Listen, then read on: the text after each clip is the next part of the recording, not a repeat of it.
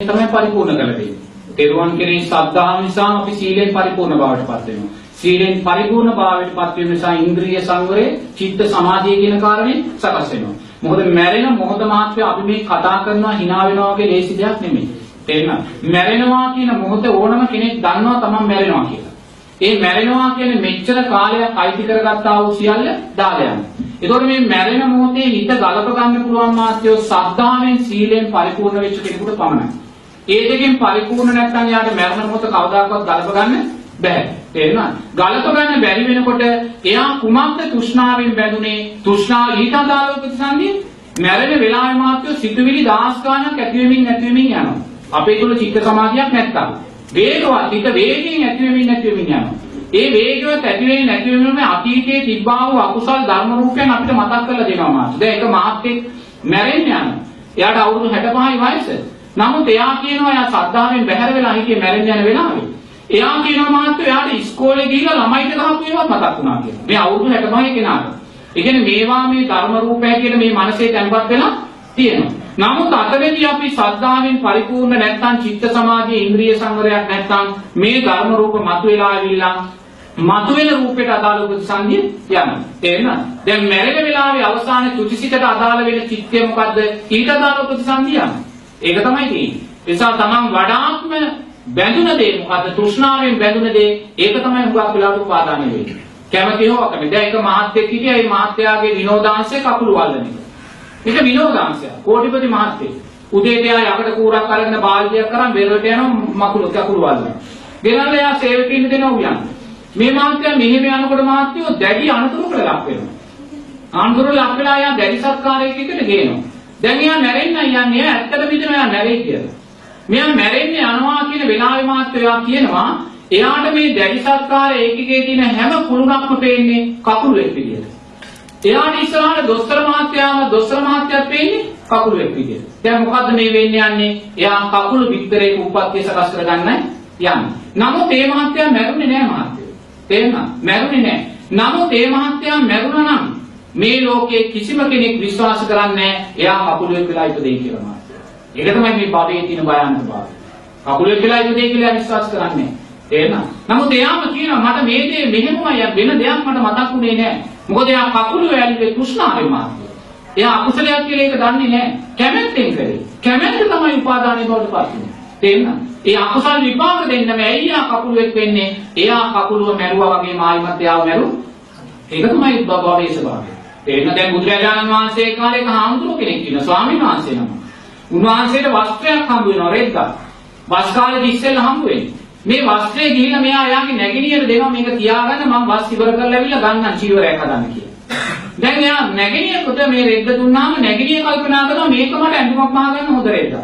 මම මේකෙන් ඇඳුමක් මහගෙන මගේ තියෙන වෙන රෙද්දක් හාමුදුරුවන්ට දෙනවා කියලා වෙන රෙද්දක් අයින් කරලා අර රෙද්දෙන් ඇඳුමක් මහගන්නවා. දැන් හාමුදුරුවෝ වස් 3 මාස ඉවර කරලා නැගිනිය ළඟට ඇවිල්ලා අර වස්ත්‍රය ඉල්ලනවා. ඉල්ලනකොට නැගිනිය කියනවා ඒ වස්ත්‍රය දෙනවා. දුන්නාම හාමුදුරුවෝ කියනවා නෑ නෑ මේක නෙමෙයි මම දුන්න වස්ත්‍රය. මම දුන්න එක මට දෙන්න කියලා. ඒ වෙලාවේ නැගිනිය කියනවා නෑ හාමුදුරුවෝ දුන්න එකෙන් මම ඇඳුමක් මහගත්තා. මේකෙන් ඔබ වහන්සේ කියනවා. එයා කියනවා නෑ මට මන් දුන්න එකම කියලා. මොකද එයා ඒ තරම් ඒ රෙද්ද කෙරේ තෘෂ්ණාවෙලුයි හිටියේ. පස්සේ කරන්න දෙයක් නෑ නැගිනිය ඇඳුම දෙනවා හාමුදුරුවන්ට. එහෙනම් මෙන්න ඇඳුම ඔබ වහන්සේ කැමති දෙයක් කරගන්න කියලා. දැන් ඇඳුම දීලා මේ හාමුදුරුවෝ දැන් ගිහලා මේ ඇඳුමෙන් චීවරයක් කරනවා. කරලා ආයිමත් චීවරේ ගෙනල්ලා නැගිනියට දෙනවා මේක ඔබ තියාගන්න මම හෙට ඇවිල්ලා ගන්නවා කියලා පන්සලට යනවා. නමුත් එදා වය මාත්‍යෝ මේ හාමුදුරුවෝ අපවත් වෙනවා. අපවත් වෙනවා දැන් භූමදාන කටයුතු ඔක්කොම කළාට පස්සේ දැන් චීවරේ තියෙන කාගේ ළඟද? නැගිනිය ළඟ. නැගිනිය දැන් සම්ප්‍රදාන කුල අපේ දෙයක් ගිහි ගෙදරක නැති වුණා නම් ඒක කියලා සංඝයාට බාර දෙන්න ඕනේ. දැන් නැගිනිය චීවරේ අරන් ආවා බාර දෙන්න. බාර දෙනකොට බුදුරජාණන් වහන්සේත් ඉන්නවා පන්සලේ. බාර දෙන්න හදනකොට බුදුරජාණන් වහන්සේ කියනවා නැගිනිය ඕක බාර දෙන්න එපා. ගෙදර ගිහිල්ලා තව සතියක් දෙකක් තියාගෙන ගෙනල්ලා බාර දෙන්න කියලා. ඒක දැන් නැගිනියට ප්‍රශ්නයක් ඇයි මේ කියලා. එයා බුදුරජාණන් වහන්සේගෙන් අහනවා ඇයි භාග්‍යවතුන් වහන්සේ මේක මම ආයිමත් ගෙදර ගෙනියන්නේ. නැගිනිය ඔබට පේනවද ඔය සිවුරේ දුවන කාවා කියලා කියනවා. කාවේ දුවනවා සිවුරේ. කවුද මේ කාවා? අර හාමුදුරුවෝ උපාදික උප්පත්තිය ලබන. බලන්න උපාදානයේ මැරෙන වෙලාවේ යාට සකස්ුනේ කුමක් ඒ තෘෂ්ණාව. චීවරයේ කෙරේ තෘෂ්ණාව. ඒ චීවරේම අර මේ මොකද කාර්යයක් වෙලා උප්පත්තිය සකස් කරගන්නවා. ඉතින් ඒක තමයි මාත්‍ය උපාදාන පරික්ෂය බව. ඒකයි භවය කියන්නේ හරි භයානක තැනක් කියලා බුදුරජාණන් වහන්සේ භවය හිස ගිනිගත් එක්කේ ගිනි නිවන්නේ යම්සේද මේක නිවා ගන්න කියන්නේ ඒකයි. දැන් මාල්ලිකා දේවිය කියන්නේ අසිදිසි දාණය දුන්න කෙනා. අසිදිසි දාණය කියන්නේ මාත්‍ය රහතන් වහන්සේලා 500ක් ඉන්නවනේ බුදුරජාණන් වහන්සේ ඉන්නවනේ. ඇත්තු 500ක් කියනවා කන්‍යාව 500ක් ඉන්නවා. කෝටි ගාණක් එදා මුදලින් යනවා. නමුත් මේ අසිදිසි දාණය දෙන්නේ එක්කනයි ශාසනයට. ඒ එක්කනා තමයි මල්ලිකා දේවිය. ඒ අසිදිසි දාණය දුන්න මල්ලිකාවත් මැරිලා පණුකුලයක සතර අපායකට වැටෙන්නේ. සතියක් එතන ඉන්නේ. සතියකින් තමයි ගොඩ එන්නේ. නමුත් ඒ එදා අප්‍රමාණ ශක්තිමත් කුසල් කරපු නිසා අද කෙනෙක් පණුකුලයට වැටෙනොත් එයා ගොඩ එන්නේ නැහැ. මොකද අරයාගේ කුසල් ශක්තිය බලවත්. මොකද අද කවදාකවත් එවැනි කුසල් කරන්න අපිට ලැබෙන්නේ නැහැ. බුදුරජාණන් වහන්සේලා රහතන් වහන්සේලා ලෝකේ නැහැ. ඒ නිසා එහෙම කරන්න බැහැ. නමුත් එදා ඒකා ශක්තිමත් කුසල් කරලා මැරිලා යා වැටුනේ සතර අපායට මොහොතකට. එන මාත්‍ය ඒකයි උපාදාන පත්‍ය භව කියලා බුදුරජාණන් වහන්සේ දේශනා කරන්නේ. ඒකයි මැරෙන සත්වයින්ගෙන් මේ අපිට ගන්න පස් ප්‍රමාණය සුගතිගාමී වෙන්නේ කියන්නේ ඒක. අකුසලයට අදාළව අපි වැඩිවා උදේට අදාළව ප්‍රතිසන්දිය.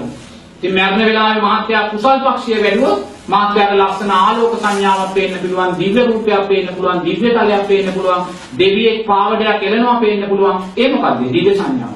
මහත්යේක උපාදානය කරගත්තොත් දිව්‍ය ලෝකෙ ගිහිල්ලා උපදිනවා. නමුත් මහත්යා ඒ දැක්කා වූ රූපය අනිත්‍යයි කියලා දැක්කොත් මහත්යා මාර්ගඵලලාභී දෙවියෙක් වෙලා උපදිනවා. මොකද අවසාන චිත්තේදී මහත්යා ධර්මයේ දකින්නේ. ඉතින් මැරෙනවා නම් බෝම්බයක් පිපිරිලා, ෂෙඩෙන් වතුර ගිලිලා, එහෙම නැත්නම් පද නින්දෙදි මැරෙනවා නම් තේරෙනවද? සමහර අයට ශක්තිමත් කුසල් හෝ අකුසල් චිත්තයක් සකස් වෙන්නේ නැහැ. තේරෙනවද? දැන් එක අම්මා කෙනෙක් අවුරුදු 70ක් විතර ජීවත් වෙලා මැරෙනවා. මැරෙන වෙලාවේ ආ පද නින්දෙදි මැරෙන්නේ. තේරෙනවද? තද නින්දෙදි මැරලා තියෙන කවුරුත් දන්නේ නැහැ. නමුත් මේ අම්මා මැරිලා මාත්‍යෝ මේ භූත ස්වභාවයේ සත්වයක් වෙලා උප්පත්තිය ලබනවා. භූත ස්වභාවයේ සත්වයා කියන්නේ දැන් පෙරේතයා ඉන්නේ කකුල් දෙක බිම තියාගෙන. යක්ෂයා ඉන්නේ කකුල් දෙක බිම තියාගෙන. නමුත් මේ භූත ස්වභාවයේ සත්වයා පා වෙනවා මාත්‍යෝ. මේ අවකාශය තුල පා වෙනවා. ඒ අවුරුදු 70 අම්මාගේ ස්වභාවයෙන්ම ඇස කන නාසය දිව ශරීරය මනස යාට තියෙනවා පාවි තමයි ඉන්නේ. මෙන්න මේ පාවින භූත ස්වභාවයේ සත්වයාට තමයි සමහරව අන්තර්භවයක් කියලා කියන්නේ. නමුත් අන්තර්භවය කියලා දෙයක් බුදුදහමේ නැහැ. මෙතන මේ උපතක්, ජාතියක්. තේරෙනවද? නමුත් මෙන්න මේ පාවි ඉන්න සත්වයාට තමයි පාංශකූල පින්කම, හත් දවස් පින්කම වටින්නේ. තේරෙනවද? අපි මෙහෙම පාවි ඉන්න කෙනා පාවි ඉන්න තමන් ජීවත් වුණ නිවසාශ්‍රිතව තමයි පාවි ඉන්නේ. එතකොට මේ පාවි ඉන්න කෙනාට මේ පාංශකූල පින්කමේදී හත් දවස් පින්කමේදී අර නිදාගෙන ඉන්න දරුවෙකුට වතුර ටිකක් ගැහුවා වගේ එකපාරට අපිනේ අවදි වෙනවා. අවදි වෙලා ඊළඟ චිත්තය ශක්තිමත් කුසල හෝ අකුසල චිත්තයක් සකස් කරගන්නවා. ඒ නිසා ඒ විදිහට තමයි ඔය භූත ස්වභාවයේ සත්වය හැටියට එවැනි ශරීරයෙන් මැරෙන කෙනෙක් උප්පත්තිය ලබන්න පුළුවන්. මොකද එහෙම ඇයට ශක්තිමත් කුසල අකුසල චිත්තයක් සකස් වෙන්නේ නැති නිසා. එහෙම නැත්නම් ඕනම කෙනෙකුට මරණ වෙලාවේදී අපිට පේන ලෙඩ ඇඳේ මිනිස්සෙක් ඉන්නවා. එයාගේ ඇස් දෙකක් වැහිලා හෙල්ලෙන්නේ නැහැ, කිසිම හැලහොල්මනක් නැහැ. නමුත් එයාට අවසාන චිත්තය මනෝ විඥානයට ඇතුළේ සකස් වෙනවා. අපිට පේන්නේ නැහැ. එයාට සකස් වෙලා සමහරට එයා නිරේ ගිහිල්ලා උප්පත්තිය අපි තාම තට්ටු කරනවා තාම මැරලාද කියලා බලන්න. නමුත් එයා නිරේ ගිහිල්ලා උප්පත්තිය ලබනවා. ඒ නිසා මනෝ විඥානය තුළ ඒක අවසාන මොකක් හෝ ශක්තිමත් කුසලයේ හෝ අකුසලයේ මතු කරගන්නවා.